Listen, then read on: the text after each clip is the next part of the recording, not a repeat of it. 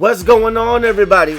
And today we take a look at the number 16 overall prospect in the whole nation back in the 2010 recruiting class. He was the number 2 all-purpose back in that same class and the number 1 player coming out of South Carolina. I'm talking about Marcus Lattimore. Now, he would attend Burns High School in Duncan, South Carolina. This man was a beast, man. His whole 4 years in high school, he was on varsity the whole time. When I was a sophomore, I was looking at those cats on varsity. I was like, I'll stay on JV. Anyways, though, man, he ran for 5,830 yards on 828 carries in 46 career games, man. 46 career games, over 5,000 yards. That's ridiculous. He would average 7 yards per carry. He would average 126 yards per game. His longest run came his senior season with over 76 yards, man. He also ran for a grand total of 67 TDs. 67!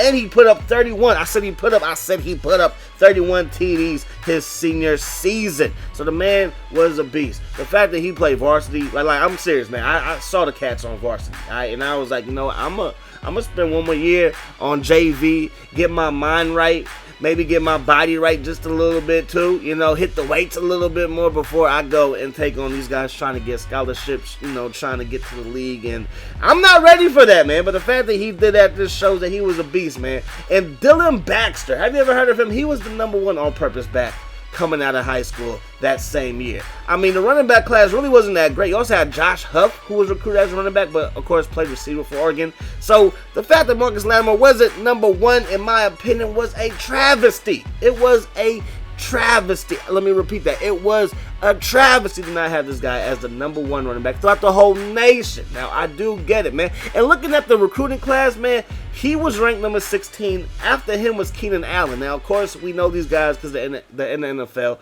But the other guys, I'm like, who are these kids? And again, high school recruiting is not perfect. We don't know where these guys are going to turn out. But I was just kind of shocked, is all I'm saying. Anyways, let's jump right into the action. NCAA Football 11 as a true freshman.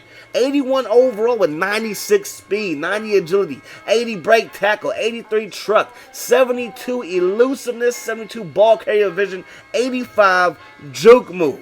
As a freshman, man. Now, for his real life numbers his freshman year, Marcus Lattimore ran the ball 249 times for 1,197 yards, averaging 4.8 yards per carry, 17 TDs, caught 29 passes for 412 yards. Why not? And he caught 2 TDs through the air. And they win versus Florida, 40 carries, 202 yards, 3 TDs. And then win versus Georgia, he put up 102 yards on 37 carries plus 2 TDs. And did you see the run right there? Gets the handoff, breaks to the right side, and is gone. You ain't gonna catch him. Marcus Lattimore, touchdown Gamecocks. Let's move on to NCAA 2012 with a fellow SEC running back Mark Ingram on the cover. He is 95 overall as a sophomore. Everybody thought the sky was the limit for this cat his sophomore season. 96 speed, 92 agility, 90 break tackle, 93 truck, 80 elusiveness, 84 ball carrier vision, and an 89 juke move. Now, he will run the ball 163 times. He will rush for 818 yards, averaging 5 yards per carry. But of course, he did get hurt this season. I believe that was the first time that he tore his ACL. He also put up 10 rushing TDs, caught 19 passes for 182 yards, and one of those passes went for a touchdown. And they win versus Navy, 37 carries, 246 yards, plus 3 TDs, man. And they win versus Georgia. He loved playing Georgia, 27 carries, 176 yards, plus a touchdown as well, man. We set up the screen pass right there, making it look easy peasy. The blockers, they do what they're supposed to do, and Marcus does what he's supposed to do. So his senior season, even though he's coming off an injury, he's 97 overall. The second best running back in the entire game. I believe it was Monte Ball who was the best running back in the game at 99 overall. But my man Marcus Lattimore was 97 overall, 89 speed, 95 acceleration, 93 break tackle, 94 truck, 90 elusiveness, 92 ball carrier vision, and a 95 stiff arm. He'll run the ball 143 times for 662 yards. That's an average of 4.6. He also had 11 TDs, 26 receptions for 173 yards, but no receiving TDs. Versus Kentucky, 23 carries, 120 yards, 2 TDs. Versus Vandy, 23 carries, 110 yards, and 2 TDs as well. We all know what happened to him versus Tennessee. He would have a nasty knee injury. I was going to show it, but then I was like, I don't even really want to see that. And I remember the day. I remember what I was doing when I saw it for the first time. I remember what happened that day because it was a pretty eventful day in my life as well. But this is about Marcus. But it was just, it was incredible and just devastating at the same time to see. And I think we were all hoping at the time that it would be like a Frank Gore situation. Frank Gore, he had plenty of ACL tears in college, but turned out to be one of the better running backs in NFL history.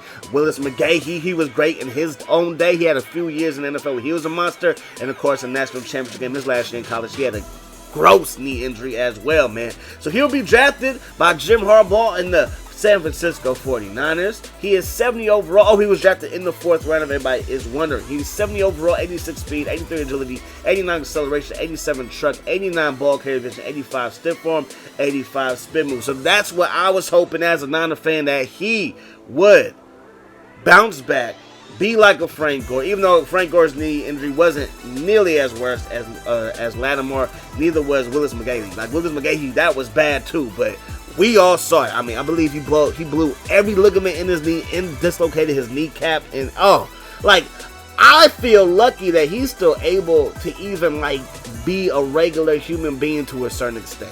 Yeah, his football career, never really materialized as far as the NFL is concerned. But at the end of the day, it's like he's still able to walk and stuff like that. There's some people that lose their legs from a knee injury like that. You know what I mean? That can't run anymore. And he got drafted in the 4th round after having a knee injury like that, and he was still able to practice and participate with the team and stuff. But he just felt like he can never get back to what he was. You know what I mean? So, as you can see, all of his attributes were the same in Madden 25 as they are in Madden 15. So, it's pretty easy to tell that his average overall in Madden is a 70 overall. We're going to have some newer cats for you guys. We're going to have some older cats for you guys for these through the years, man. But that's going to do it. Hope you guys enjoyed the video. I'm out. Peace. Love. Hot sauce. Check it, every day we're getting it. Hey, check it, put the place up. Yeah, we know what we made of. Can't get enough of you, boo. I'm a chaser, face